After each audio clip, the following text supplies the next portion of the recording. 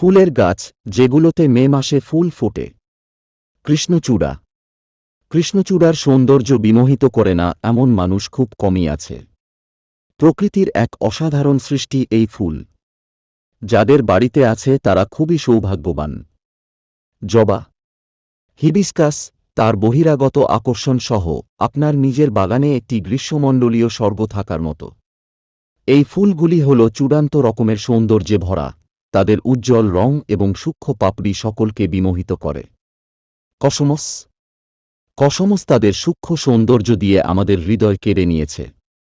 Cosmos ফুল তাদের সূক্ষ্ম daisy সদৃশ পাপড়ি এবং উজ্জ্বল রং সহ উদ্যানের সঙ্গিনীর মতো। গাঁদা। গাঁদা রঙের সেই উজ্জ্বল বিস্ফোরণ, গ্রীষ্মকালে উপমহাদেশে জন্মানো ফুলের গাছের তারা। সূর্য যখন মেঘের সাথে লুকোচুরি খেলে, গাঁদা তাদের প্রাণবন্ত রঙে